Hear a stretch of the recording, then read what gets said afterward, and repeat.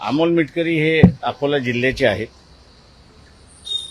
मुंबईत आले भेटतात, अकोल्यात आले तरीही त्या ठिकाणी भेटतात. जिल्ह्यामधल्या असणाऱ्या काही प्रश्नासंदर्भात विचारायचं असेल तर त्यांच्या मार्फत असणारा विचारत असतो आणि त्याच्यामुळे ही असणारी एक सदिच्छा भेट आहे अशी असणारी परिस्थिती. सर, आज संजय राऊतांनी शरद पवार यांच्यात निशाणा साधलेला आहे. काल शरद पवार यांच्या हस्ते एकनाथ शिंदे यांचा सत्कार करण्यात आलेला आहे महादजी शिंदे पुरस्कार देऊन. मात्र त्यांनी आज एकंदर त्याच्यावर नाराजी व्यक्त केलेली आहे. थँक्यू. सर्वोच्च न्यायालयाकडे पाहता सर्वोच्च न्यायालयाने जे दिल्लीमध्ये इलेक्शन झालं त्यानंतर ईव्हीएम मधला जो डेटा आहे तो न इरेज करण्यासंदर्भातले जे आदेश आहेत ते देण्यात आलेले आहेत. डिलीट करून येतो कारण दिल्लीच्या इलेक्शननंतर आणि महाराष्ट्राच्या इलेक्शननंतर ईव्हीएम वरती मोठ्या प्रमाणात आक्षेप आहे तो घेण्यात आला. मी असं म्हणणार आहे की ईव्हीएमच्या संदर्भात सुप्रीम कोर्टाने दिलेला निर्देश हा योग्य आहे. फक्त सुप्रीम कोर्टाला माझी असणारी एकदा विनंती आहे की त्यांनी पूर्णपणे ईव्हीएम एकदा असणारं चेक करावी. डेटा डिलीट करू नये म्हणून त्यांनी असणारं जे सांगितलेलं आहे त्याच्याचबरोबर ज्या ईव्हीएम मतदारसंघामध्ये होत्या पण वापरल्या गेलेल्या नाहीत अशा ईव्हीएम कोर्टाच्या प्रिमायसेसमध्ये बोलावं आणि ज्या मतदारसंघातल्या ज्या मशीन्स आहेत 800, 850, 900 मतदान असेल ते पूर्णपणे नावं जशी फीड केलेली असतात त्या प्रमाणात रोटेशनमध्ये मतदान त्या ठिकाणी करायला सांगावं आणि ते मतदान योग्य येते का. म्हणजे आता समजा 850 मतदान आहे असं धरून चालू आणि 7 उमेदवार आहेत ते 7 उमेदवार आहेत म्हणजे 7 माणसं त्यांनी उभी केली पाहिजेत आणि त्या प्रत्येक 7 माणसाला 130 मतदान हे करायला सांगितलं म्हणजे राऊंडमध्ये 1 आफ्टर ते करून घेऊन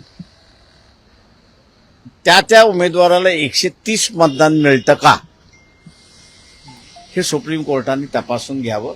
म्हणजे मग सुप्रीम कोर्टाच्या लक्षात येईल की ईव्हीएम मध्ये असणारी जी चिप आहे ही मॅन्युप्युलेट होते की न होते याच्या संदर्भातला मग कोर्ट निकाल त्या ठिकाणी घेऊ शकतो. वादग्रस्त आमदार अभिषेक वर्मा यांनी काल शिंदे गटात दिल्लीत प्रवेश केला.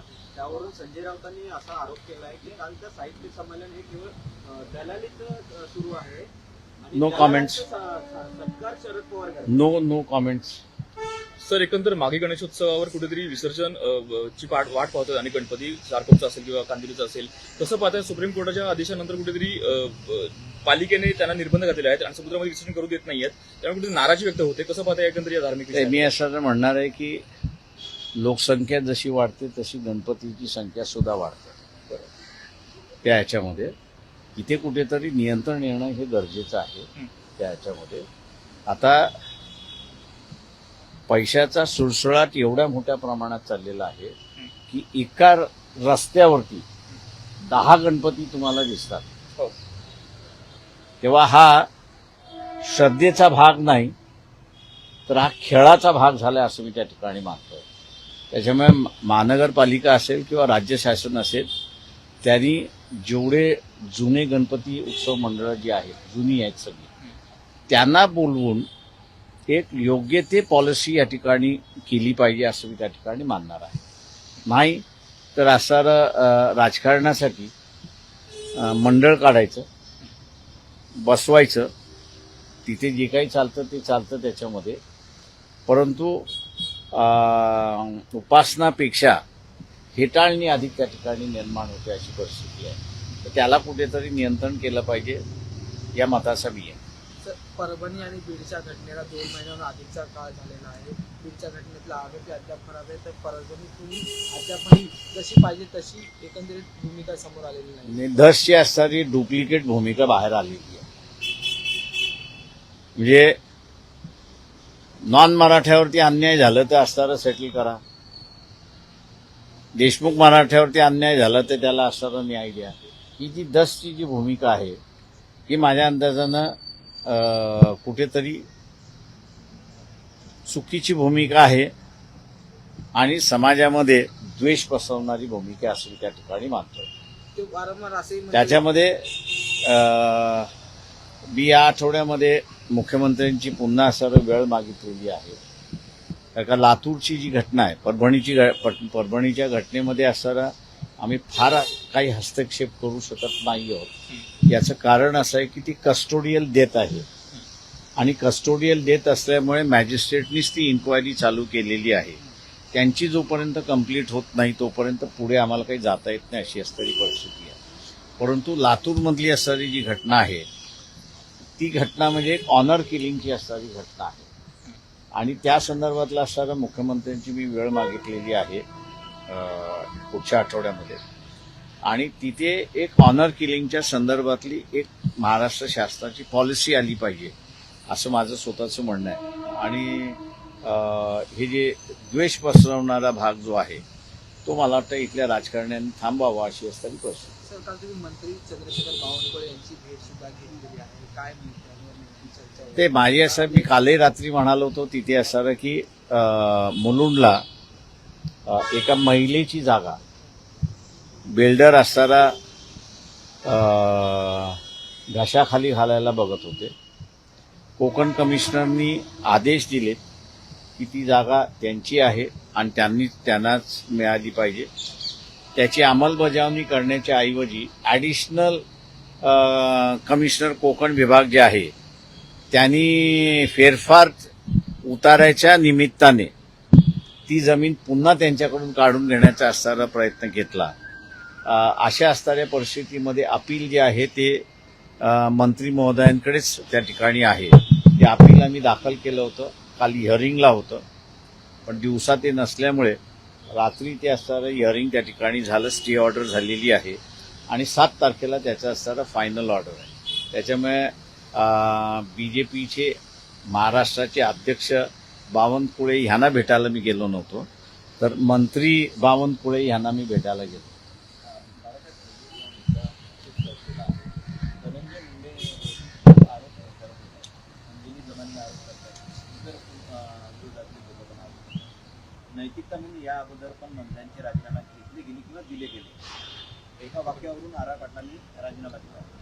नैतिकता म्हणून तुम्हाला काय वाटतं? राजीनामा ते माझ्या अंदाजानं तुम्ही आर पाटलांचं जर म्हणत असाल ते गृहमंत्री असताना आणि ह्याच्यामध्ये दबाव टाकून राजीनामा दिलेला आहे. त्याच्यामुळे असणारा आणि तो प्रचंड दबाव मलाही माहीत होता काय आहे त्याच्यामध्ये. उलट तो राजीनामा घेणंच पहिल्यांदा चुकीचं होतं असं मी त्या ठिकाणी मानतोय. याचं कारण की त्यांना स्केपगोट करण्यात आला. आर पाटील यांना असणारा स्केपगोट करण्यात आला. त्यांच्या अध्यक्षाकडूनच तो स्केपगोट करण्यात आला. याचं कारण की ज्या अधिकाऱ्याकडे माहिती आली होती की बोटीतून माणसं येणार आहेत मुंबईला अटॅक करण्यासाठी, ती 48 तास डिले केली आणि रिले केली नाही. त्या अधिकाऱ्यावरती काहीच कारवाई झालेली नाही. ते आज रिटायर्डही झालेले आहेत. त्याच्यामुळे असणारं आता जी नैतिकता जे म्हणत आहेत ते नैतिकता नाही. त्या अधिकाऱ्याला वाचवण्यासाठी आर पाटील यांचा असणारा बळी देण्यात आला होता. सर, आगामी धनंजय मुंडेंचा राजीनामा घ्यायला पाहिजे की नाही? एकंदरीत या आज म्हणणं असं आहे त्याच्यामध्ये किंवा त्यांनी की मी अजित पवारांच्या भूमिकेशी सहमत आहे. याचं कारण असं आहे की कोणीतरी आरोप करते तुमच्यावरती की अमुक आणते वर्तमानपत्र आणि टीव्ही असणाऱ्या सगळ्या गोष्टी चालवते. मान्य आहे मला की असणारा वाल्मिक जे आहेत ते त्यांचे सहकारी असतील, पण तुम्हाला कोणाला तरी सहकारी कोणाचं नाही कोणाचं तरी असतंच. तिथे असणारा धनंजय मुंडे यांचा रोल आहे. याचं दाखवून दिलं तर माझ्यासारखा पहिला असेल की त्यांनी राजीनामा द्यावा ही मागणी करणार. पण तुम्ही ज्यावेळेस त्यांचा रोलच दाखवत नाहीये, फक्त मित्रत्वाचं नातं दाखवताय, कार्यकर्त्याचं नातं ज्यावेळेस दाखवताय किंवा यांचे सगळे पैसे सांभाळणार आहे असंही तुम्ही ज्यावेळेस दाखवताय, मान्य वेगवेगळे रोल्स आहेत, पण ते त्या खुनाच्या इश्यूमध्ये मुंडेंचा रोल आहे का हा मला वाटतं त्याच्यातला महत्वाचा आहे असं मी त्या ठिकाणी मानतो. सर, मुंबई नाही, मी समर्थनही करत नाहीये. आम्ही असणारा थांबलेलो आहोत. जोपर्यंत पुरावा येत नाही तोपर्यंत आपण या प्रश्नावरची भूमिका घ्यायची नाही. पण बाळासाहेब या प्रकरणात एकंदरीतच पंकजा मुंडेंनी म्हटलं होतं की वाल्मिकांना शिवाय नरेंद्र मोदींना पान पण हवं.